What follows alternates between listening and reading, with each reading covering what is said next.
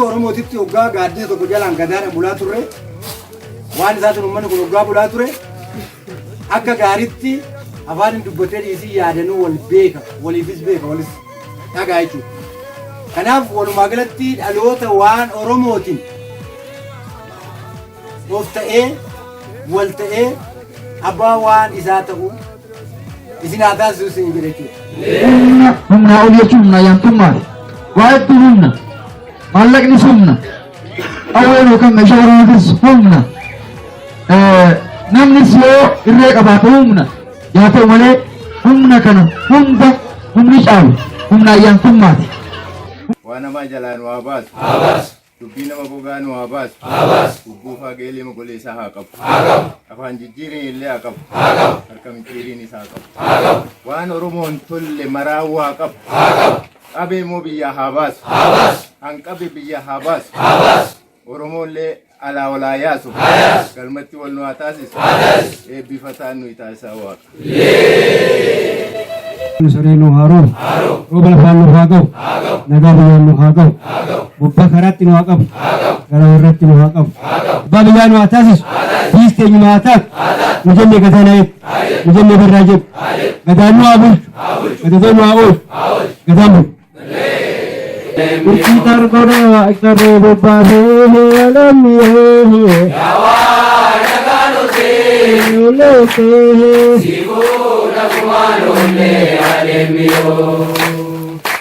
Yawa hai nagaan jirta Sifu nagumaan jirra kanundaan irraa Yawa nyacha gura isituun uume kanundaan irraa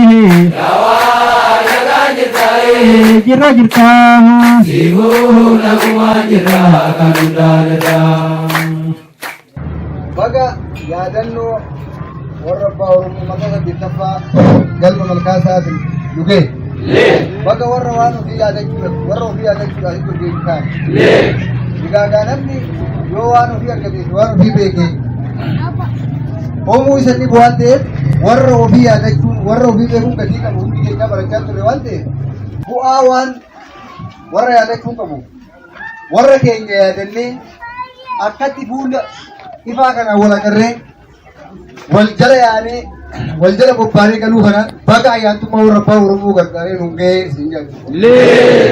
Horaa bulaa nagaa ta'a. Uummanni Oromoo erga fuudhee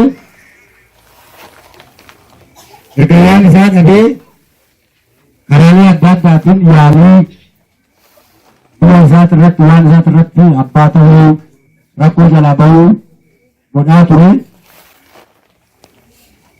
Yaa ta'uti garuu karaa ayyaantummaatiin of ta'anii ayyaantummaa alagaa jala ba'anii ayyaantummaa ofiitiin ijaaramanii milkaa'uu irratti injifachuu irratti qaama guddaa ture.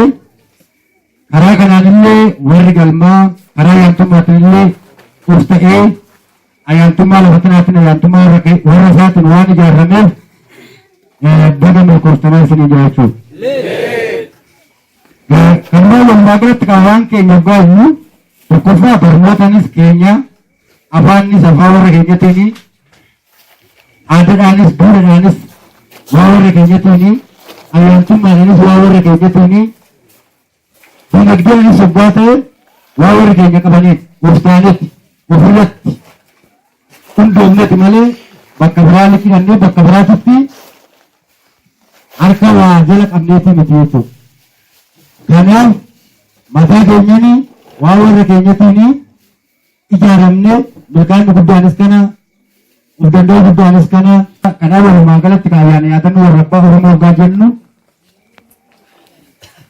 maal jechuudha akka amma jenne ayyaana yaadannoo warra abbaa Oromoo jechuun ayyaana dhaloota keenya darban kabajuudhaaf yaadachuudhaaf gaggeeffamu jechuudha gabaabinumaanii akka hundi keenya beennu ayyaana yaadannoo warra abbaa Oromoo yoo goonu wanti guddaan nuti argannu milkaa'ina injifannoof wal ta'uus humna guddaa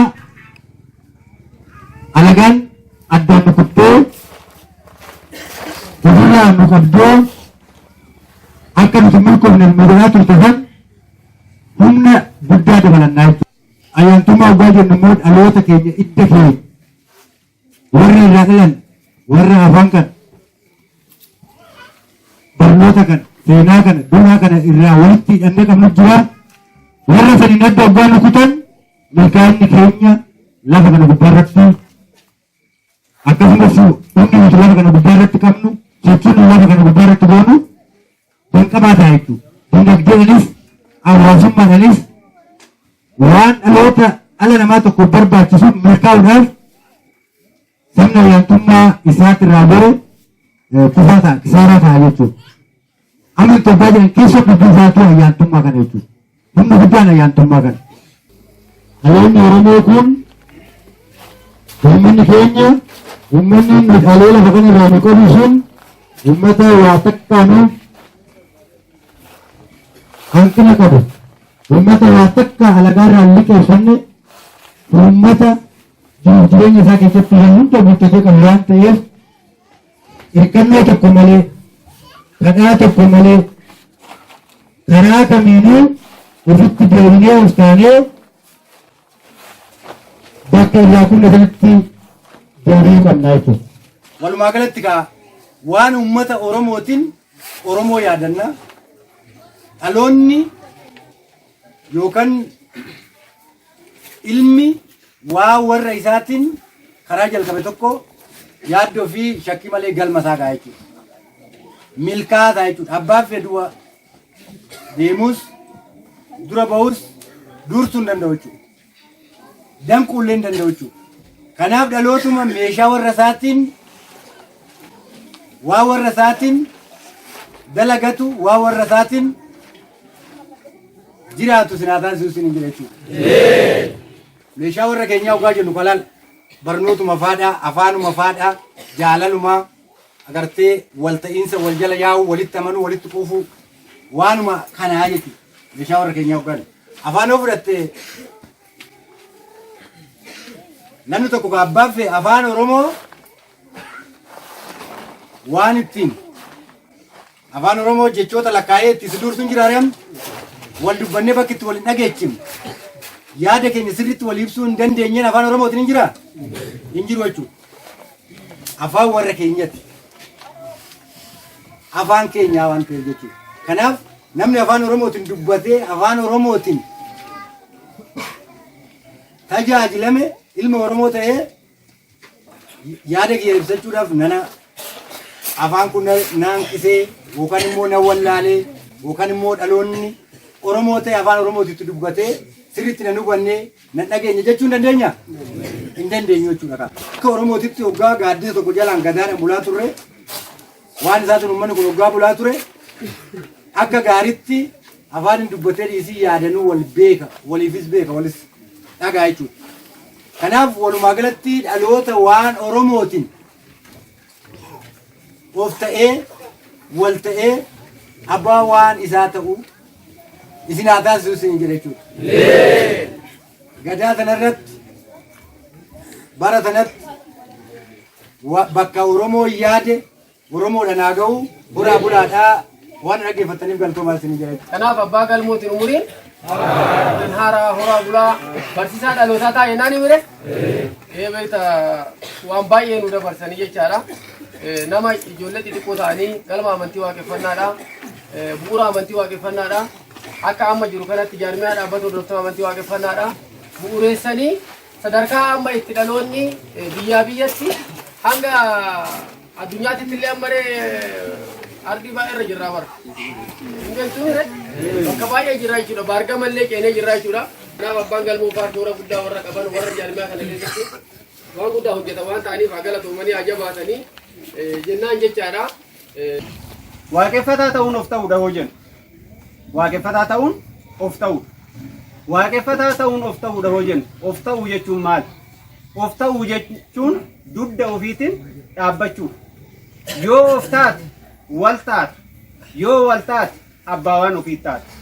Dhaabbanni keenyallee jalqaba sammuu keenya qaruu kan karoorfate namni waan ofii beekuu qabaaf jalqaba atuu nama ta'ii namummaadhaa baanee eega nama taate namni sammuu ofiitti dheebe qaroomaa ta'a, hayyuu ta'a. Waan isaa ta'u ofiif beeka, ofiin murteeffata. Hanga sammuu keessatti hin deebi'initti garuu nama biraa eeggata. Of danda'u jechuun eeggattummaa jalaa bahu. Eeggattummaa kallattii kamiinuu eeggattummaa jalaa bahu. Yoo eeggattummaa jalaa baate biyyi sin kajeeltu si ergachuuf sin barbaadu. Of dandeesse waan ta'eef. Of danda'uudhaaf dalagachuunis dirqama ta'a. Yoo dalagatte waan keessatti abbaa taatas. Yoo beekumsaan of taane, yoo diinagdeedhaan of taane, yoo dugda keenyan kaane waan keenya san irratti abbaa taana, heera keenya irratti abbaa taana, diinagdee keenya irratti abbaa taana. Yoo wal taane, yoo of taane wal jala yaanan akkamitti? Wal kabanya, wal jaalan, wal dhageenya, waan tokko hojjete hojjan, wal jala yaane hojjen yoo qaama tokkoon qajeelfamne qofa. Yaadanis, amalaanis, naamusaanis haala tokko socho'uu kan dandeenyu yoo qaama tokkoon hoogganamnee fi qaama san kabanyee jala deemne qofa. Qaamni nuti amma jala deemaa jirru yaa'ii waliigalaati mitiire. Waa yaa'ii waliigalaa murteesse tokko hanga yaa'ii waliigalaa kaasutti jala deemuu yoo dirqama jennee ofitti himnee amanne qofa. Waan bu'aa qabu irratti, waan dhaloota kanaa ta'u irratti yoo wal jala yaane jenna. Akkasitti dalagannee diinagdeedhaanis sammuudhaanis warra of danda'ee beekumsa kalaqee ittiin deemu ayyaantummaa warra abbaa Oromoo nu haa taasisu. Warra waan alagaatti irratti abbaa ta'u osoo hin ta'in warra waan ofiitti irratti abbaa ta'u nu haa taasisu. Amantii hojii nu maal of keessaa qaba? Amantiin tuni sirna jabaa addunyaa kana irratti nama geggeessu keessaa tokko. Sagantaa jabaa nama geggeessu, nama walitti qabu, yaada namaa jijjiiru. Mataa namaa kana gara barbaadee tura beekullee harkaa gatee akkaataa inni tanaan dura dhiyaatullee harkaa gatee karaa fedhe oofu. Sagantaa akkasiiti amantii hogganne waan laafaa miti jechuudha. Amantii akka laafatti fudhata namni baay'een. Dhiisi amantiin homaa miti himacha. Jechatti immoo amantiin homaa miti haa jiru malee warra waliin amantii akka qabu warra waliin sagantaa tokko qabutti amantii waan guddaadha. Warra garuu sagantaa gara garaatitti hiramee mana nama namaatitti hirametti amantii jabeessuun hin fayyadu jechuudha. Irra akkisa waan ta'eef. Maaliif sagantaan alagaa sun isaan hunda addaan qooddatee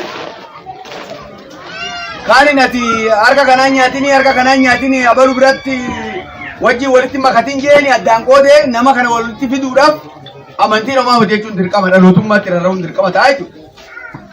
Wanni harkaa isa qabdu waan namaa waan taateef. Wanni harkaa isa qabdu waan alagaa waan warra isan barbaanne waan taateef jecha dhaloonni kun yoo amantii tirkate waliin argu jarana walitti diina ta'a jechuun raafa'eetuma namootni ogummaa gara garaatiin amantiin homaa miti. Amantiin kan rabbiiti rabbii haadhiif nullee jaami tiree walii isaaniillee rakkateeti jechuudha jaalateeti. Sagantaa alagaatitu dhaloota kana bakka lama bakka sadii addaan qircatee adda qooddatee bira jira. Yoo amantii tantee jabeeffadhu jee namuu bakkuma jiru waluma obboleewwan lamaantu wal ajjeesa. Obboleewwan lamaantu wal miidha. Kanarraa ka'anii amantiin kun homaa mati'aniituma akka dhaloonni kun hin jenne ogummaa jirtu dhaloota kana walitti fiduudhaaf ogeeyyiin dubbii kana dubbatan malee amantiin waan jabdu amantii keessa kan jiru namuma dhaloota lafa kanatti dhalate kanaa jiru malee amantii keessa waan yoo jiraate yookaan uumanoo jiraate akkuma kanaan dura jenne san warri amantii biraa jira jira sagaliin dhalatee warri amantii biraa kan jaafu hin dhalate warri amantii biraa nyaata malee jiraatee warri amantii biraa immoo uumama isaa kana jijjiiratee waan tokkotti bahaa jechuudha. Kanaaf haga uumaa waaqaan ta'etti immoo namuu asan hin goone waluma fakkaannaa jechuudha. Yoo waan agarra afaan inni dubbanna walii ganna hojii nyaachuu hin dandeenye waan hundaa wajjin godhachuu hin dandeenye. Wanni qaama addaa biqilu tokko hin jiru namni tokko amantii jijjiirateera. Amantii jijjiirateera namni gaafa baasuun jira har'aatti ka'ee gaafa baasuu gaafni keessa dugdi isaa keessan biqilti. Gurra kana hin deddeereffatu. Ija kana bakka afurii shaniin hin baasu. Isuma afaanuma kana haasaa jijjiirateetu hoceessitu dhufa malee wanni biraa waan addaa ta'e yoo amantii jijjiirate. Waanuma tanaan dura jaalatu tokko jibbeessitu dhufaa jechuudha. Kama tanaan dura foon nyaatu foonii qoti gommana nyaadha siin jaa waan biraan jiru. Hin nyaadhu hin jiru. Kama tanaan dura bishaan dhuguu ani irraa wayni malee dhuguu hin jaa. Wanni biraa nyaata hin jijjiiru nyaata dhiisudha. Sigdee yookaan immoo waan tokko filatee waan biraa jijjiirra malee. Kanaafuu amantiin kanarraa kaanee odoo uumama namaa kana jijjiirtee amantiin tuni kan waaqati waaqni sun immoo waan gara garaatti jiraatin naa kan jedhu sachumaan seenuu dandeenya jechuudha. Namuu yaa gara gara qoodatu malee uumama kun tokkuma keessa mana Oromoo. Kanaaf egaa amantii keessa namni qofti jiraate nu immoo lafa kanarratti nama moo namaa miti. Oromoon nama moo namaa miti. Namaa miti. Akka namaatitti nuti amantii keenya qabaachuu dandeenyu ree. Keenyaa jechuudha. Abaachaa turree. Eenyu ergamaan kan kee? Eessa kitaabni kan kee? Biyya kamirraa si ergame ergamaan kee jechuun hin dhaqqabnu. Ergamaan keenya akka waliigalaatti dhalootuma keenya ta'a. Dhalootuma uummata kanaa gargaaree ta'a. Dhalootuma uummata kana jaalatu ta'a. Dhalootuma uummata kanaaf waan tokko bu'aa tokko buusee rakkoo jala baasu ta'a. Malee ergamaan kee eenyutu waaqa walitti si fidaa? Kitaabni ati barreeffatte eessaa? Kitaaba hin qabdu. Eessaa raajii tokko raajuu maaloo tokko gootu wanni jaamu. Mana ittiin sagantaa ofii jala si galchan yookaan immoo sagantaa isaanii sagantaa kan keessaa yaalan keessaa tokko. Kanaaf yoo ifa goone amantii keessa nama ta'ee namni kun humna lama qaba. Humna lamaan sanatti walitti hidhatee namummaa guutee amantii guutee jiraachuu danda'a jechuudha. Humni tokko kam humna namaa qaamaan lafa kana gubbaarra jiru. Humni qaamaan lafa kana gubbaa jiru akkuma amma argitan kana akkasii amma wal geessan kanatti wal gahee qabeenya qabu filatee afata qabu afateetti sagantaa qabu akkanatti gaggeeffata jechuudha. Humni nama jiru kan isa kana sagantaan dhiyeessana jedhee warra murteeffatu warra lubbuudhaan lafa kana gubbaarra jiru. Humni lammataa humna dhaloota kana dhale warra dhaloota kana dhalee dabre. Warra dhaloota kana dhalee lafa kanarratti dhiisee dabre. Dhaloonni kun rakkatus beela'uus dheebotus nama guddisaa miti. Nama guddisaa miti jedhan. Ilmoon akka garaa haadhatii baatee nuti lafatti gadanii hin guddatti. Hin guddattuu miti. Yoo ilmoo sin hin guddatiin dhaloonni namaatti kufuu ni danda'a. Hin danda'u bara. Ilmoon har'a harkatti baatanii deeman. Kan garaatti baatanii deeman dhaloota booruu lafa kanaati. Dhaloota booruu lafa kanaati. Kanaaf dhaloonni kunillee akkasanitti dhaloota isaa sanirraa micireessuun yookaan wanni sun guddachaa dhufnee as geessu. Isaasantu lafa kana gubbaa jirraa jechuudha. Akkaataa itti immoo akka guddatu laalati dhaloonni keenya sun akka kamiini asiin nu bahee jennee ilaaluu dandeenya jechuudha. Kanaaf dhaloonni lafa kanarra jiru kunii fi dhaloonni du'ee ayyaantummaan isaa gubbaa kana jirtu kan lafeen isaa lafa kana jira jirtu walitti hidhatiisa godhachuuf jecha ayyaana yaadannoo kana godhannaa jechuudha. Walitti hidhatiisa isaanii wajjin godhachuudhaaf ayyaantummaa san deebinee dhaaluudhaaf jechuudha. Ayyaantummaa isaa san deebinee dhaaluu yookaan jennu maal jechuudha? Yoo jennee akkuma tanaan dura beeknu uummanni Oromoo amantiisaa keessatti namni tokko qaamaan lamaan dhalataa qaama tokko keessaa tokko ta'e tokko ni hafaadha. Yoo lubbuudhaan du'e lafee isaa hoo lafa kanatti jalatti awwaalame ayyaantummaan isaa gubbaa kanatti. Ayyaantummaan hafte sun immoo akkuma abbaan ilmoo jaalatu san dhaloota kana ni jaalachiisa. Humna dhaloota kanaaf humna taatiif. Dhaloonni kun akka mul'ata argu taasiftiif. Dhaloonni kun akka qaroomina inni kalee qabu san argu godhaadha. Akka namaan hin gowwoofne godhaadha. Sammuun isaa bilisummaa argatee akka nama tokkotti of danda'ee akka deemu godhaadha ayyaantummaa sun. Yoo ayyaantummaa san qabaachuu baate ayyaantummaa sanii walitti hidhata godhachuu baate ayyaantummaa namaa jala galee beelahee dheebotee gabroomee rakkoo adda addaa keessa galaadha. Sababiin isaas ayyaantummaan dhiigooma waan taate waliinaa todha ayyaantummaan. Waliinaa todha haga wal jaalatan ayyaantummaan. Wal gammachiisuu jechuun isuma san. Wanni nama hangaba ofiitti tuusaa kennaa fi akkas godha jedhanii fi walitti gammaduuf miti. Nama san gammachiisuudhaaf miti. Namni sun akkuma sitti gammadee si eebbisaa jechuudha. Akkuma inni si eebbisa san jaalatti si gidduu jaalala jechuudha. Ayyaantummaan illee jaalala. Malee jibbaa miti. Kanaaf ayyaantummaan alagaa firooma waan wajjin hin qabneef haga ayyaantummaa keetiin kana waan siin tolleef jecha ayyaantummaa kee kana noo walitti hidhatiisa godhatte tokko waan dhaloonni kan kee galeessa qabu argatta.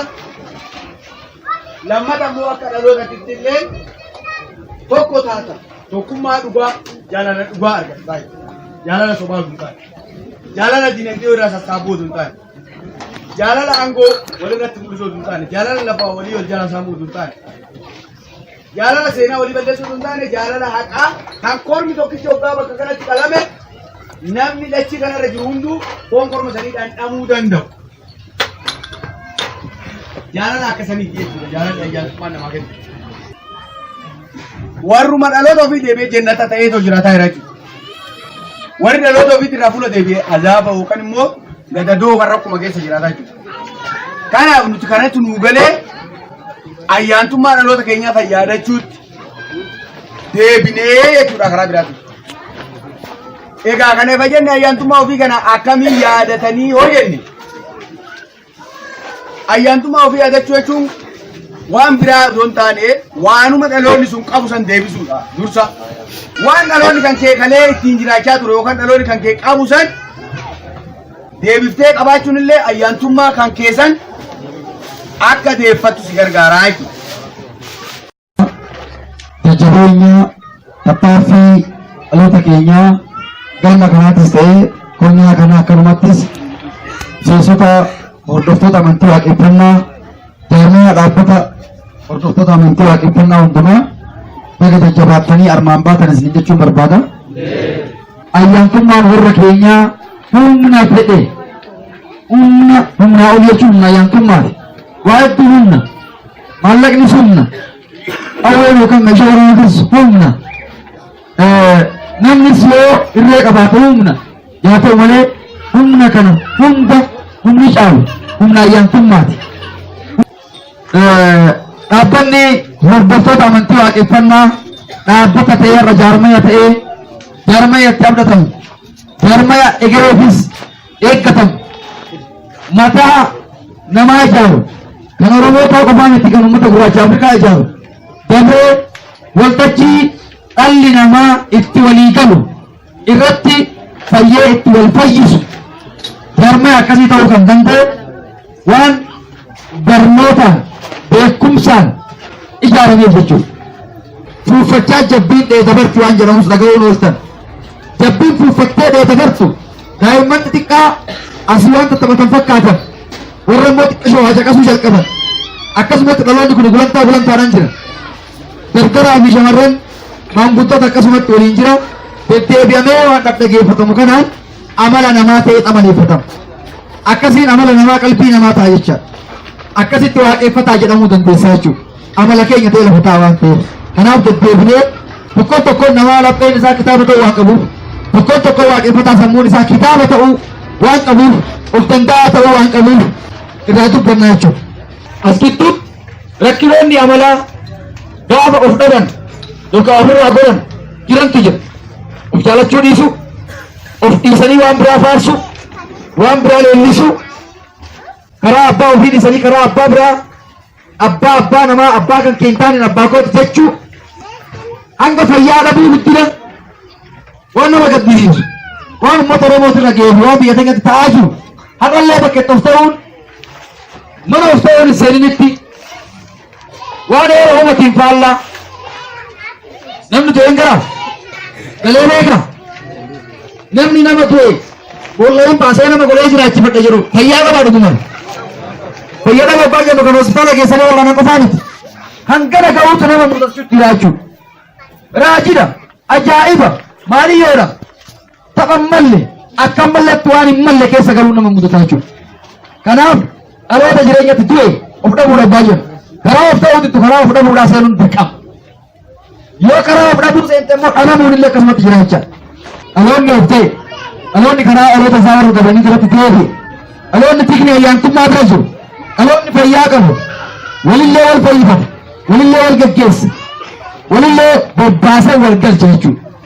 Kanaafuu afaan ofii aadaa ofii akka abbaa ofii kaayyoodha akeeka barbaadan kun gabal jala yaa'u kan rakkoo dhukkuba hinaaffan dhukkuba jibbannaan dhukkuba afaaniin kolfee garaan walitti gugurgaa ta'e dhukkuba mataa kana tuudhamee mataa kana rakkina qabaatoo ta'e wanni akkasii kun jira jecha. Kanaaf namoonni dhuggaaftee sammuu isaa kana bilisa ba'a.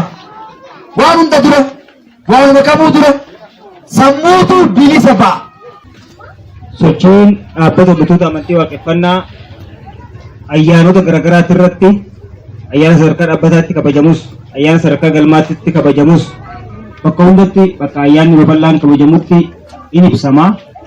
Wanni ibsamuuf maali barbaachisummaan isaa jalqaba bal'aan hawaasaa namoonni achitti hirmaatan sun waan dhaabbanni itti jiru galmi sun dhaabbataan akka walitti hidhamee jiru hojiin hojjetamu kun egeree akka qabu of dura wanni hojjetamaa jiru itti gala akka qabu deemee wanni kun dhaloota kana fayyaduu isaa garamitti akka deemu yeroo hunda irra deddeebiidhaan dhagaa caqasaa beekee waan ofiitiif akka cimu barbaachisummaan isaa kanaaf jechaadha jalqaba irratti. Kanaaf kana wal qabatee hawaasa as jiru kanaaf yookaan immoo namoota har'a ayyaana kana kabajuudhaaf asitti hirmaatan kanaaf dhaabbata hordoftoota amantii waaqeffannaadhaa maali jennee waggaa gaafanne dhaabbanni hordoftoota amantii waaqeffannaa dhaabbata amantii.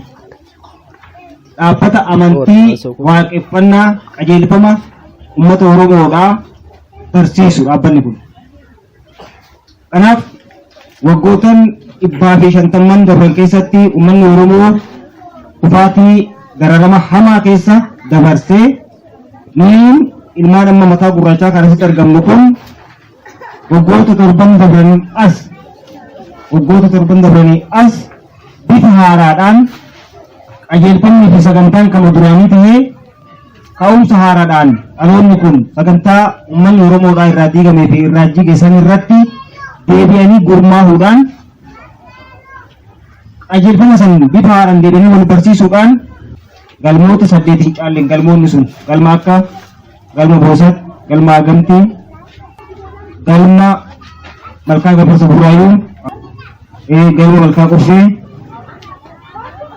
galmoota naannoo galma 8 ta'anii hundaa'ee jira dhaabbanni.